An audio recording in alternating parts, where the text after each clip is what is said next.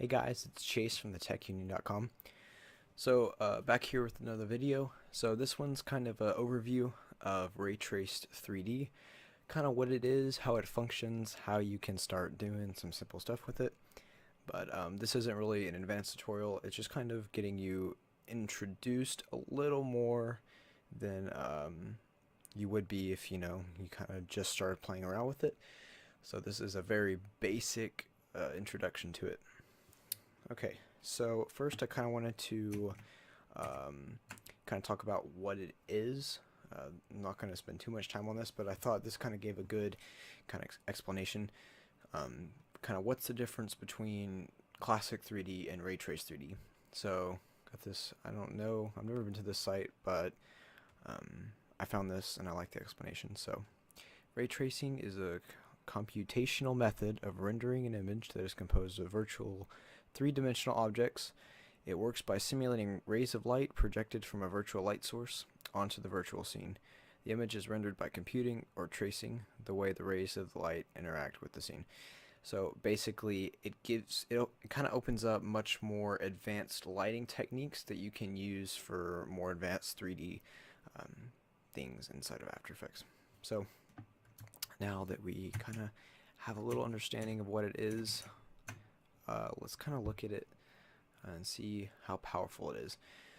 So I'm going to create a new composition called this Ray Traced 3D. Alright, these settings are fine, it doesn't really matter for the purpose of the tutorial.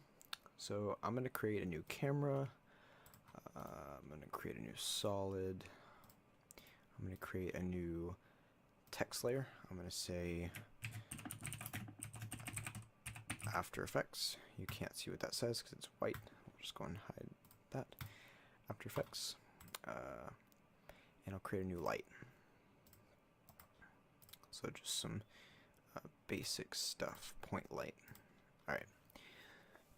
So, if you go up here, this is how you change to Ray Traced. Basically, it'll be on Classic. Just change it to Ray Traced. Don't really worry about anything else. Just forget about it. So here we are. So now that we're in Ray Traced, if you open up your text settings, you'll see that, text, you'll see, oh, I'm sorry, I'm so dumb. You gotta change it to a 3D layer first. Okay, now that you've done that, if you open up your transform, I was right to begin with.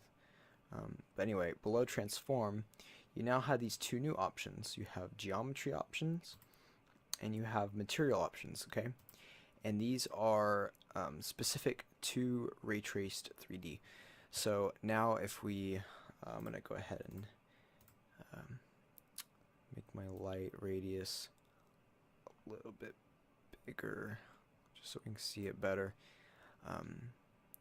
Alright, so we can see the light is affecting the text as normal, but the text has some new options now.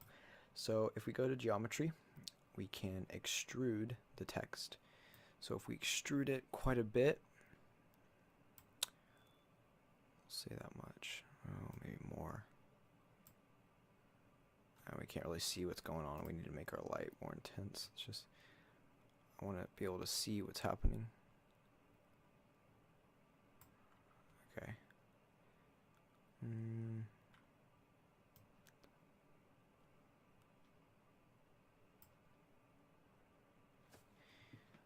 Hold on a sec. Can't really see too much.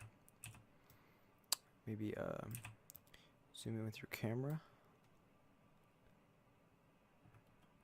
Yeah, okay. So if you can't really see much happening, try expanding your radius of your light. Yeah, that's it. So now you can see the text is 3D. Just like that. So I'm going to bring it back a little bit. I'm going to say that's about good for this tutorial. Okay, so you can see it's now beveled. There are a ton of other settings you can mess with. All of these material settings you can change, like, oh, the shininess. I mean, all of these are just, it's crazy how many options you have. Um, so we'll turn Cast Shadows to on. Cast Shadows is on here as well. So now I'm just going to make my solid 3D. And I'm going to rotate it like this. And I'm going to lower it a little bit. And I'm going to scale it up big time. So now, if we kind of rotate around the scene,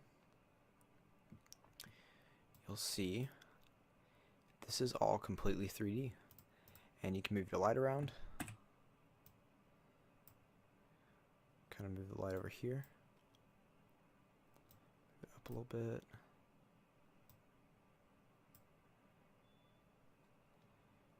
And there you have it. Okay, so I'm going to move the light over here a little bit, and I'm going to fall off.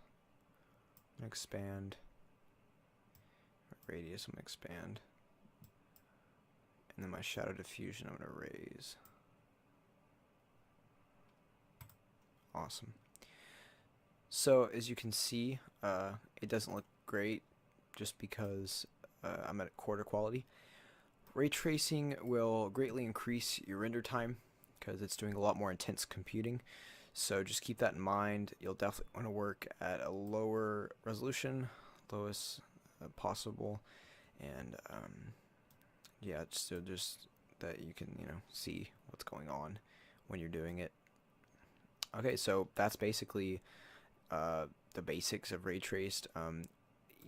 All I've learned about it, I've learned through experimenting, because I could sit here and explain every single one of these settings, but it's just nice if you kind of experiment for yourself. And also, these settings have much more to do with more advanced rendering, 3D rendering. So learning this stuff gets you ready for more advanced programs such as 3ds Max and stuff like that. So take the time and learn that stuff, and it'll do you good. So I'm sorry, I can't even talk. I'll go ahead and raise this to full resolution, and boom. So it's done. I'm just kidding that I paused it, obviously. It actually took a little bit, but yeah, there it is. That's what the final looks like. It looks very nice. So there's so many uses for this. This is just quick and easy. And this is just text. You can incorporate many other things into ray traced 3D, and I kind of want to demonstrate one of those. So previously I talked about interactive lighting. If you haven't seen that tutorial, go ahead and check that out. But if you've seen that, then you'll kind of understand what I'm talking about when if I get rid of the text here. Actually, I'll just get rid of yeah, let's get rid of the text.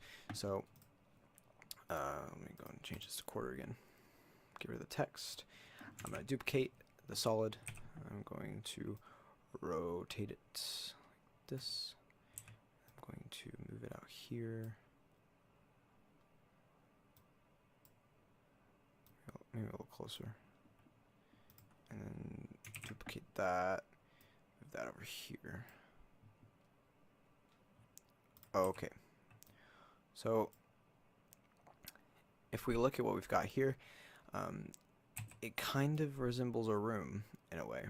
So this is what I was talking about, interactive lighting. So let's say you had some kind of orb coming down this hallway. This is how you would create it. You would use Ray Trace 3D, and you can have the light interact with the solids in a realistic manner. So if I were to animate this, let's see, I could just simply throw that on there, animate it from there to here, and play that.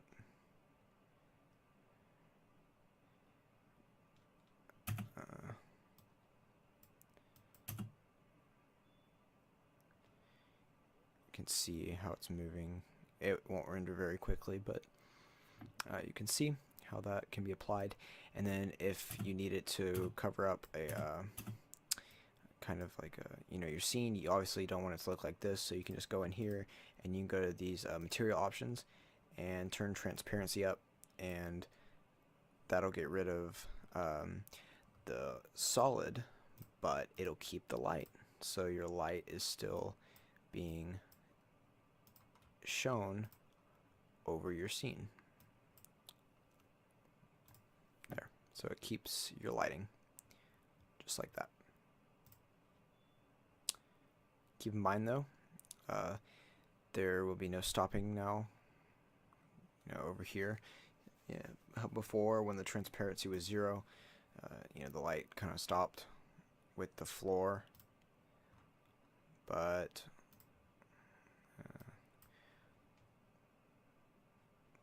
of course it's going to be the last one. Where is it? The floor. So there's this hard edge, but once you turn the transparency all the way up, it's going to show all light that could possibly exist if the light was just simply only interacting with each plane separately. So just keep that in mind. But anyway, that's kind of a quick intro to Ray Trace 3D. It's a very powerful tool, but at the same time it's a little taxing on your computer. Definitely do a lot more research though. There are lots of ways to implement Ray Trace 3D. I personally don't do it very much because I don't really have a use for it a lot of the time. You would if you were into more motion graphics, but I don't quite do that very much, so I don't really use this that much. So my knowledge of Ray Trace 3D doesn't extend too much beyond this video, to be honest, because I don't use it that much. But if you're kind of getting started, this is a good place to begin. So hope you